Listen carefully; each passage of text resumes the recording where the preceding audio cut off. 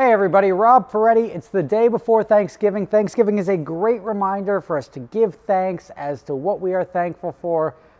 Me personally, I'm thankful for the city of New York for towing my car and completely wasting a day of my life. And what am I talking about? Well, a side effect to renting cars is that people get tickets, they get them towed, and usually there's some weird scratches. That's annoying. But it'll buff out. There's a thing when you get a ticket, a lot of people just like throw it on the ground. Oh, I didn't get a ticket. Ultimately, we bill it back to the customer, but we don't find out about it for 30, 60 days until they notify us in the mail. Now, if you get too many tickets on a car, and like just say you just ignore them, or you get 10, 15 tickets and judgments, what the city will do is they'll boot your car. Like you have outstanding judgments in excess of $100. You now we've locked your car in place and you can't take this car until you settle those judgments and pay a boot fee now for being a deadbeat. Well, they booted this car and to be fair, it was parked outside of Rockefeller Center, which is a pretty busy place this time of year. It was on rental and they booted it instead of just towing it. If it's super busy, they'll usually just tow the car. They won't boot the car. They'll just tow it, take it away because it doesn't belong there. You shouldn't have put it there. You go to the tow pound, which is over by Classic Car Club on the West Side Highway, which, let's just say, is the worst place to be in New York. And I'm talking about like subway bathrooms too. Like it's legitimately the single worst place in New York. Nobody wants to be there. The people that work there don't want to be there, and they let you know they don't want to be there by being absolutely ridiculous. So there's a little damage on the wheel from the boot, but generally the boot is a little forgiving. But that's damage on the inside of the spoke can only be attributed to the tow company. There's no way. Now, the other thing that I was concerned about here was towing this car, and I didn't see them tow this car. It's an all-wheel drive car, and obviously we drove it. It was fine, but it's not good for the car when you tow an all-wheel drive car with at least not getting the rear wheels off the ground and having a dolly pull it. So they're either going to tow it forward or backwards. If they tow it backwards from the rear bumper, there's a good chance that they're going to scrape the crap out of the front bumper. But that's sort of just what you get in New York. And then a lot of people, nobody ever has sympathy for you because they're like, well, you got ticketed, so that's your problem. You shouldn't park there. Again, rental company, I can't control where people park. But luckily, it doesn't appear that there's any other damage on this car other than the surface of this wheel. So this wheel is going to get redone. It's got here, and there.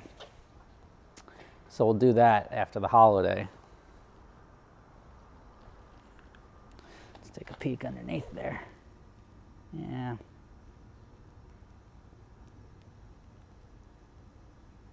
That's what you get. That's yellow. That's like speed bump. Now that's not visible from up here, but it is visible when you get in there. So we'll get that fixed as it gets quiet. Now I think this whole boot thing is a sham. The point of a boot is if you have $100 or more in judgments. I could get $500 in tickets one day and then the next day still not get booted. It's only after it goes through the system, you don't pay it, you get the default judgments, and then those judgments are attached to the license plate on the car. When that happens is when a boot happens. So for the city to put a boot on this car, when we looked it up in the system and there was only one outstanding ticket, which was a month ago, which we haven't even gotten yet in the mail, the customer would have received it, but we haven't gotten it, there's no reason to boot the car. And they booted it, they left it for 2 hours, then they towed it. And then they say, well, we left it for 2 hours, you didn't call to take care of the boot, so we towed the car. So that's the sham, and that's the problem. The total here, I got the tickets on the other side, was something like $500. And these people are so miserable there, they almost didn't give the car because the name on my credit card didn't match my license. My license says Robert Ferretti, and the credit card says Rob Ferretti. And I said, are you kidding me? They're like, well, do you have another card? Yeah, here's another one. The same thing. I don't have Robert on my credit cards. I have Rob. And the billing address, everything matches up. This shouldn't be a problem. Unfortunately, it was still a problem, so I had to pay cash. But let's see here. That's That was the attempt. I guess that didn't do so well. So we've got the ticket that got issued to the car, which was this. And this is probably just a no parking ticket and whatever. No standing all days, all times. That means like there's not even a hint of parking there. That's a $115 fine. This is the famous orange envelope that you see floating around the streets of New York on the Bentley. Then here is, as I said, this is the redeemed thing. So they charged a towing charge of $185, a boot fee of $185, and we got it same day, so we didn't have to pay storage per day of $20. But to be fair, if you could just go drop your car off in that garage, $20 a day is not bad for parking in New York. Most parking garages are like $50 a day. So if it was a voluntary thing, I'd say the garage isn't a terrible idea. But the only way to get in there is by paying at least the $185 towing charge and then $20 a day. And see here, we paid by cash, and it was just a crappy way to start the holiday. But luckily the car is not damaged other than that little thing on the front wheel, and it's back. But I'm telling you, I don't know what the scam is, but there is some scam there. A boot shouldn't be applied on a car, and even $100 is a very low bar. That's one New York City parking ticket that you didn't pay attention to that now you're getting booted. Updates on some of the other stuff while we're here. I just repainted. I had a bunch of rock chips on the front of the Ferrari. That is now repainted, and this car is about to get, and obviously you can see how much I clean it.